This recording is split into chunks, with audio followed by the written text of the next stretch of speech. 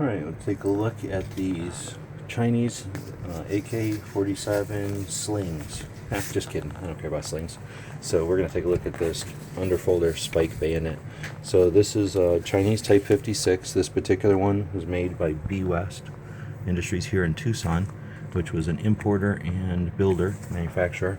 I did a video on the rifle itself and a little bit of its history, but I'm doing a specific video on this spike underfolder. So there's a couple of different spike underfolders out there for AKs. They are all Chinese.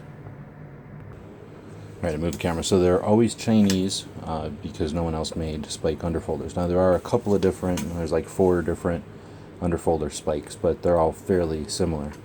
So they're unique. They're not like a standard bayonet lug, so they're kind of under the front sight post, not so much under the gas block like we're familiar with our modern AKM and AK74 Bayos. So we've got this weird like lug looking thing under the front here, and this is the cleaning rod, which is actually kind of a pain to get to when you have a spike on there. And then we've got the spike itself, and you can see that it's folded right now into the hand guard. There's a recess in the hand guard we'll look closer at. So in order to deploy the bayonet, we would pull back on this lock, which is spring loaded, and that'll allow the bayonet to pivot on that rivet.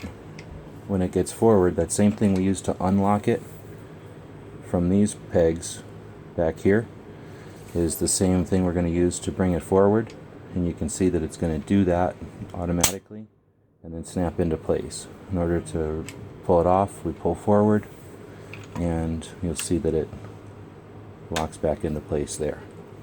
So let's deploy it again.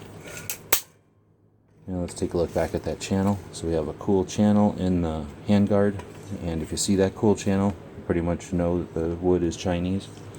We do have that cleaning rod as I mentioned, and you can see the cleaning rod there at the bottom of the cutout. We have nothing going on with the gas block at all. Then we've got sort of a long front sight post that kind of shrouds back and offers this pivot point, which is very much like an SKS, but not completely.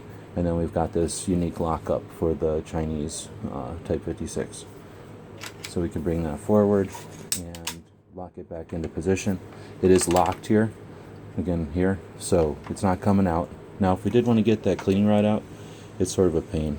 You need to basically pick it off of here, and maybe it's easier with the bayonet open, I forget.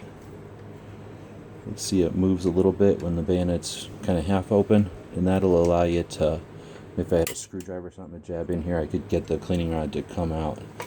It's not like you use the cleaning rod very often, so it's not a big deal, but it's something. That would bring me into the next point. There's a couple of different Chinese bayonets like I mentioned.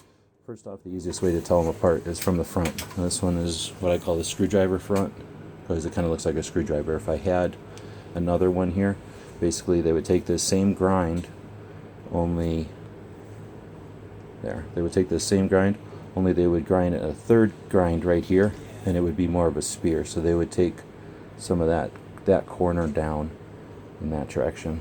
Anyway, I don't have one here to show you, but this is one of the styles of spike. It's also a length that's, let's say, it's one of the 2 standard lengths. So this is the third way that it's different. We're going to pull this forward, and this time I'm going to hold the bayonet and pull,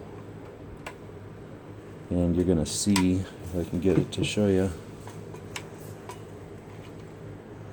that there is a notch in the bayonet, which is going to allow me to pull it off of there. So there's this hole here, or excuse me, a notch, where normally there would be a hole. So some of them you need to remove the rivet and actually disassemble everything to get it out. And I suspect now I can get that cleaning rod out a little easier. But with this one, it's self-contained because it's designed to be removed. And if this was the other type with just a hole in the bayonet, where it was designed to become apart, this would just shoot off. I would need to leave a rivet or something in here.